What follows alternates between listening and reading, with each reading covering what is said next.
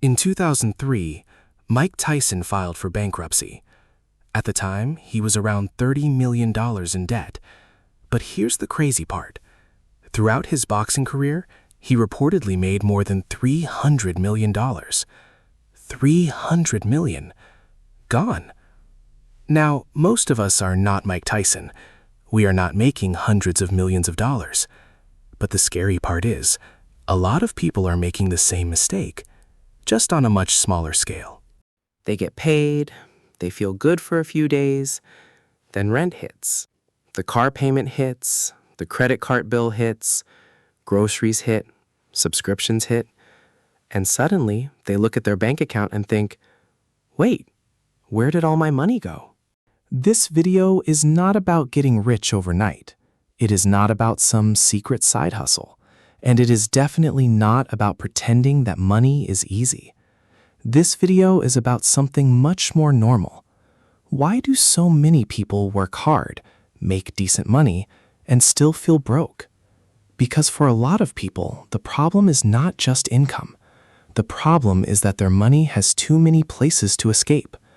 A coffee here, Uber Eats there, a new phone because everyone else has one, a nicer apartment because you feel like you deserve it, a weekend trip because work has been stressful. None of these things looks dangerous by itself, but together, they quietly eat your paycheck. Let's make money simple. Money is basically a receipt for value. When someone pays you, it means you gave them something valuable. Your time, your skill, your work, your product, your service. And when you spend money, you are saying, this thing is worth it to me. That's it. Money's not magic. Money is not evil. Money is just a tool. But here's the problem. Most people were taught how to work for money, but not how to keep it. They were taught how to buy things, but not how to ask, do I actually need this? They were taught that having nice stuff means they are doing well, but nobody tells you that sometimes the person with the nice car is stressed about the payment. The person with the luxury apartment is barely saving. The person posting vacation photos might be paying for that trip with a credit card. Money is not just math. Money is emotional. Money is social. Money is psychological. And that is why it is so easy to mess up. Think about Payday. For a few hours, life feels amazing. You check your bank account and think, okay, I'm good. Maybe you order better food that night. Maybe you finally buy that thing sitting in your cart. Maybe you tell yourself, I worked hard. I deserve this. And honestly, sometimes you do deserve it. The problem is not enjoying your money. The problem is when every paycheck becomes a celebration and every month ends in stress. Because after payday, real life shows up. Rent, utilities, car insurance, gas, groceries, phone bill, internet, student loans, credit cards, healthcare. Then come the small things: coffee, snacks, takeout, streaming services, Amazon orders, random Target runs, drinks with friends, birthday dinners, weekend plans. Nothing crazy, nothing that makes you feel irresponsible. But by the end of the month, the money is gone. And the worst part is, you don't even know where it went. You didn't buy a mansion. You didn't buy a Rolex. You didn't do anything huge. You just lived. And somehow, living became expensive.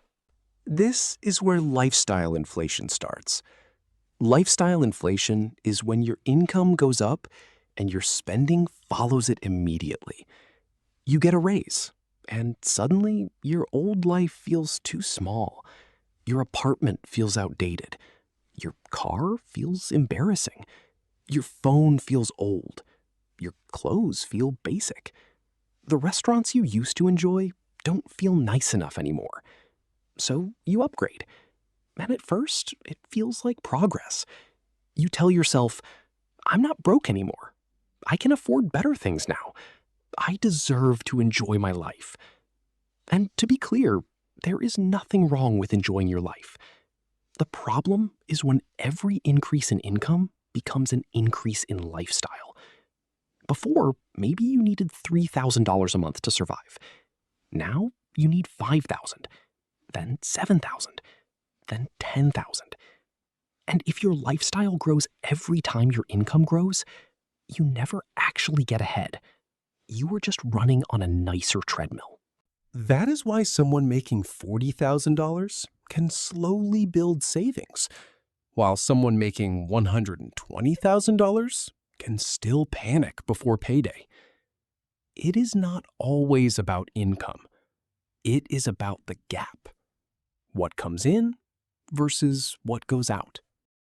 And let's be honest, a lot of spending is not really about the thing itself.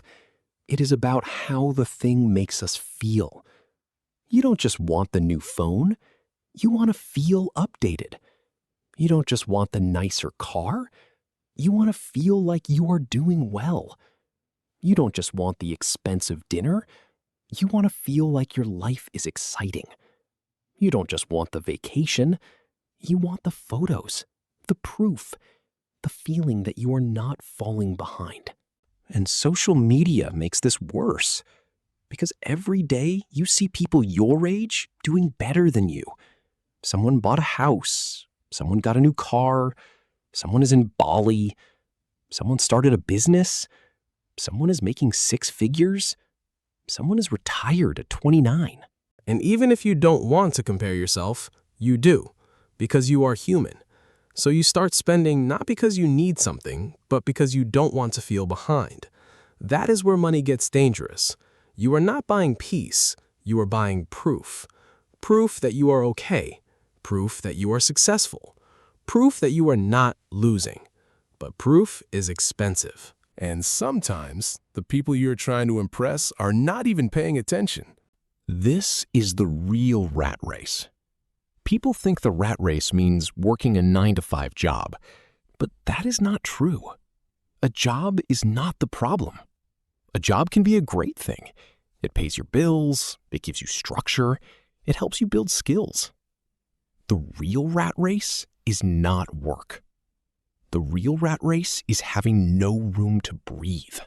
It is when missing one paycheck would ruin your life. It is when one car repair puts you in debt.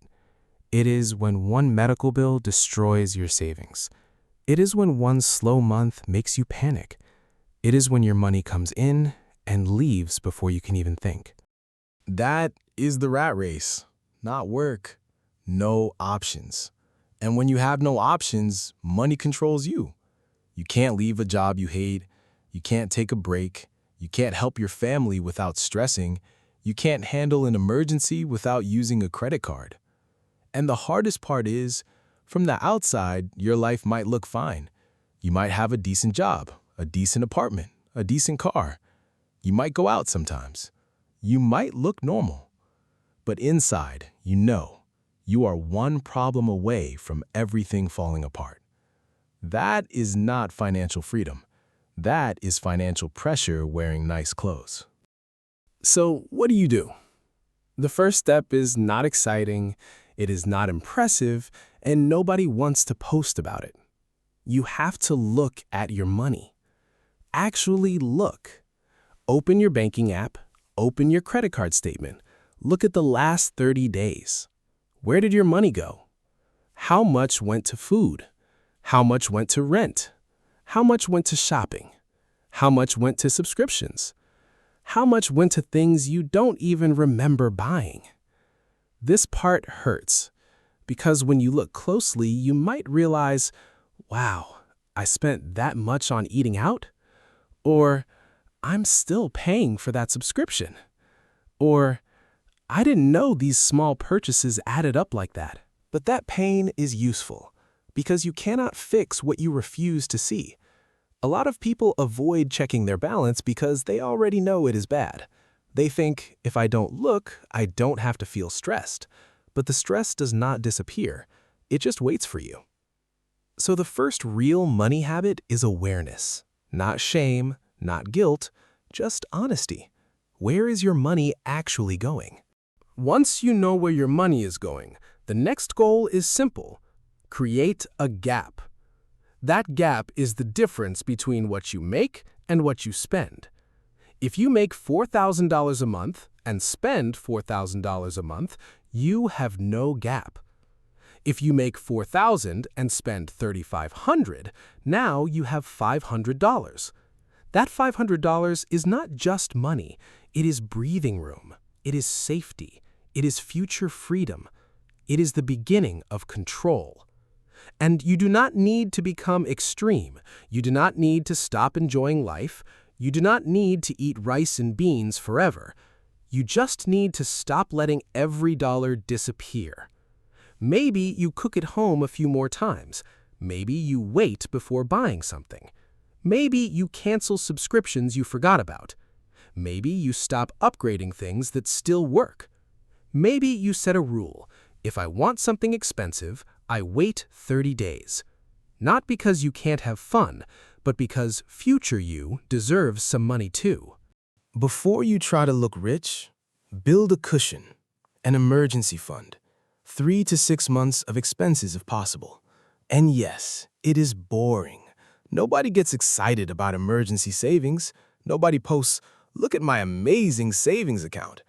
But when life goes wrong, boring money becomes beautiful. Because if your car breaks down, you don't panic. If you lose your job, you have time. If a medical bill shows up, you do not immediately reach for a credit card. An emergency fund is not about getting rich. It is about not falling apart. It gives you room to think, room to breathe, room to make better decisions. And honestly, that is one of the most underrated forms of wealth. Peace. Not luxury, peace. Now, of course, saving money is not the whole story. You can only cut so much. At some point, you also need to make more. But making more money only helps if you don't spend all of it trying to prove you make more money. That is the trap.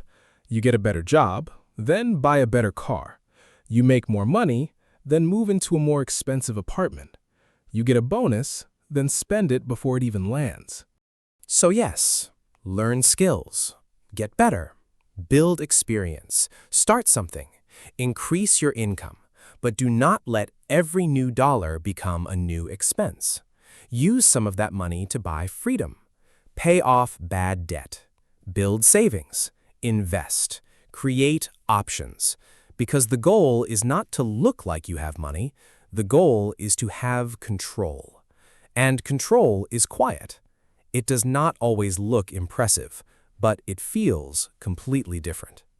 So if you feel like you are working hard but not getting ahead, you are not alone. A lot of people feel that way. And it does not mean you're lazy, it doesn't mean you're stupid, it doesn't mean you're bad with money forever. It just means your money needs a system. You need to know where it goes. You need to spend less than you make. You need to build a cushion. And then, slowly, you need to become more valuable so you can earn more without letting your lifestyle eat the reward. Because making money is one thing, keeping it is another. And the moment you learn how to do both, money stops feeling like pressure and starts becoming freedom. I'm Easy Finance. Subscribe if you want to understand money, business, and the economy in the simplest way possible.